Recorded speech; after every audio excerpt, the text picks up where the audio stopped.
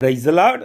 நான் உங்கள் சுவிசேஷகன் செல்வகுமார். உங்களோடு இன்றைய குறுஞ்செய்தி, நீ எப்படி பெரிய காரியங்களை செய்ய முடியும்? யோவான் 14:12 இயேசு சொல்லுகிறார், என்னை விசுவாசிக்கிறவன் நான் செய்கிற கிரியைகளையும் செய்வான், இவைகளை பார்க்கிலும் பெரிய கிரியைகளை செய்வான் என்று இயேசு கிறிஸ்து சொல்லுகிறார். மார்க்கு 9:23 விசுவாசிக்கிறவனுக்கு எல்லாம் கூடுமாம். நீ விசுவாசிக்க கூடுமானால் உன்னால் எல்லாம் கூடும். நீ விசுவாசிக்க கூடுமானால் உன்னால் எல்லாம் கூடும். வேதாகமத்திலே அநேக தேவதாசர்கள் இயேசு நாமத்தை விசுவாசித்து பரிசுத்த ஆவியிலே நிரம்பி விசுவாச வார்த்தையை சொல்லி கட்டளையிட்டபோது அவர்கள் பெரிய காரியங்களை செய்தார்கள்.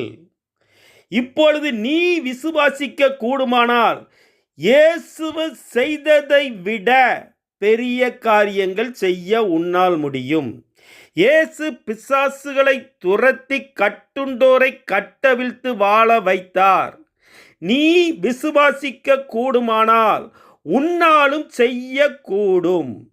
இயேசு வியாதிஸ்தர்களை சொஸ்தமாக்கி அவர்களை வாழ வைத்தார். அதுபோல நீயும் வியாதிஸ்தர்களை சொஸ்தமாக்கி வாழ வைக்க உன்னாலும் கூடும். எப்படி என்றால், நீ விசுவாசிக்க கூடுமானால் உன்னாலையும் கூடும். இயேசு மரித்தோரை எழுப்பினார்.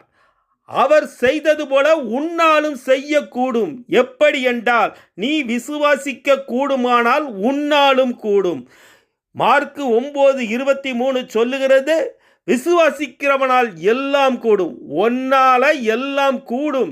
எப்படி என்றால், பரிசுத்த ஆவியில நிரம்பி இயேசு நாமத்தை சொல்லும் பொழுது, விசுவாச வார்த்தை நீ சொல்லும் பொழுது அந்த வார்த்தை அப்படியே பலிக்கும்.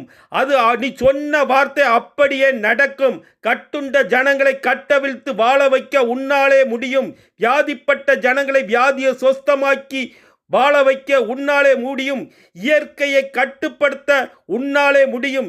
எப்படியென்றால், நீ விசுவாசிக்க கூடுமானால் உன்னால் கூடும். ஆமேன். அல்லேலூயா.